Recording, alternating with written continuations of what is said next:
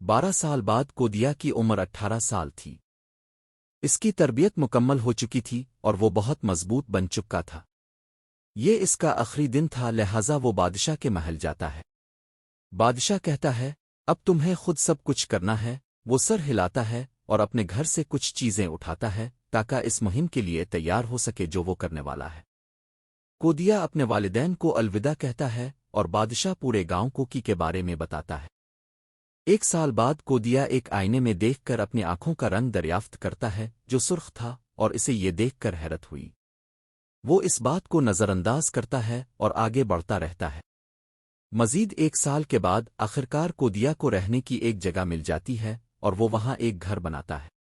वो रोज बरोज अजीब व गरीब आवाजें सुनता रहता है।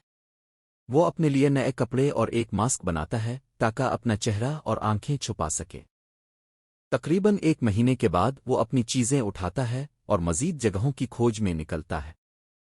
इसे एक और गांव मिलता है, लेकिन गांव वाले इसे अंदर आने की इजाजत नहीं देते, लिहाजा वो गांव के करीब ही एक घर बना लेता है। कई ऐसे इफरीत थे जो गांव को तबाह करने वाले थे, लेकिन हर बार कोदिया उन इफरीतों को मार देता था।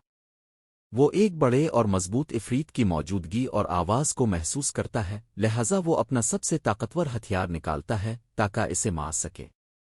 इफरीत दीगर इफरीतों से बहुत बड़ा और मजबूत था। वो सोच रहा था कि वो आसानी से कोदिया को मार देगा, लेकिन कोदिया इसे बआसानी मार देता है और अपने घर वापस चला जाता है। वो सोच रहा था कि क्या कभी इसे इन इफरीतों से भी मजबूत हरीफ मिलेगा जो इसे एक अच्छा मुकाबला दे सके। 1 साल बाद हालात वैसे ही थे। एक दिन एक बहुत ही मजबूत इफरीत आता है और कोदिया इसकी मौजूदगी महसूस नहीं कर पाता। इफरीत गांव में दाखिल होता है और तबाही मचाना शुरू कर देता है। गांव वाले अपनी पूरी कोशिश करते हैं कि इफरीत को रोका जा सके, लेकिन वो नाकाम रहते हैं। एक बच्चा कोदिया के घर की तरफ दौड़ता है और उससे मदद की दरख्वास्त करता है। कोदिया जवाब देता है, ठीक है, मुझे बताओ क्या हुआ।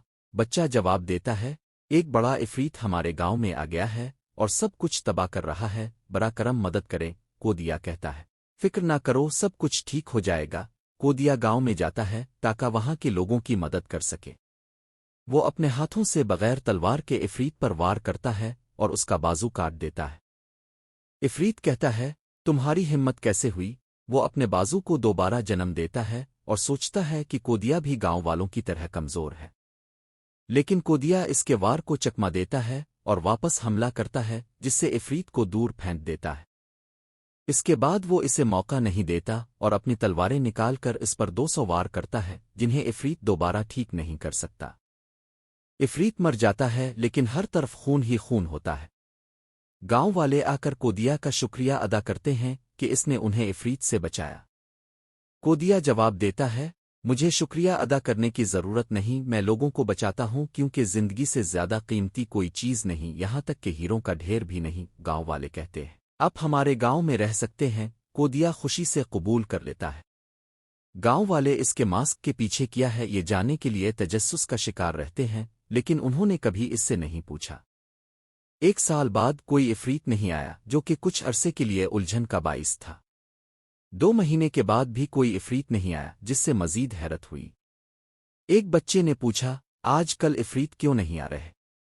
मुझे लगता है कि कुछ गलत है। कोदिया बोलता है, मुझे भी लगता है कि कुछ गलत है। वो कुछ मंसूबा बंदी कर रहे हैं और मुझे उनके हमले के लिए तैयार रहने की जरूरत है ताकि मैं उन इफरीतों को मार सकूं जो कुछ बाद में मंसूबा बना रहे हैं। 1 महीने के बाद भी इफरीत नहीं आ रहे थे और कुछ लोगों का ख्याल था कि वो नहीं आएंगे, लेकिन कोदिया को यकीन था कि वो आएंगे। वो कुछ मंसूबा बंदी कर रहे हैं, कुछ ठीक नहीं है। कोदिया बार बार तरबियत करता रहा ताकि वो गांव का दिफा कर सके और मजबूत बन सके, क्योंकि इसका ख्याल था कि इफरीत बहुत ही ताकतवर होंगे, पहले वाले इफरीतों से भी ज्यादा। एक दिन के बाद कोदिया पहले से कहीं ज्यादा मजबूत था, लेकिन इसने तरबियत बंद नहीं की और मुसलसल जारी रखी, चाहे गांव वाले इसे रोकने की कोशिश करते। अचानक कुछ इफरीत आना शुरू हो जाते हैं और कोदिया उन्हें बआसानी मार देता है, लेकिन वो इतने मजबूत नहीं थे जितना इसने सोचा था। तो वो कहता है, ये वो नहीं जो उन्होंने मंसूबा बनाया था। उनका मंसूबा एक ऐसी चीज है जिसे हम समझ नहीं सकते, हमें हर हाल में तैयार रहना होगा। आखिरकार एक गांव वाला इससे पूछता है, तुम मास्क क्यों पहनते हो और उसके पीछे क्या है। کودیا کہتا ہے میں تمہیں نہیں بتاؤں گا اور نہ ہی اپنا چہرہ دکھاؤں گا کیونکہ یہ ایک راز ہے۔ گاؤں والا کہتا ہے وہ ٹھیک ہے کوئی بات نہیں۔ کودیا اپنے گھر جاتا ہے اور معمول کے مطابق تربیت کرتا ہے، دن با دن اور مضبوط ہوتا جاتا ہے اور عفریتوں کو اس بات کا علم نہیں ہوتا۔ کودیا سوچتا ہے کہ عفریتوں کو آنے میں کتنی دیر لگے گی۔ ایک دن کئی بہت ہی مضبوط عفریت آتے ہیں لیکن اس وقت کودیا تیار اور بہت مضبوط تھا۔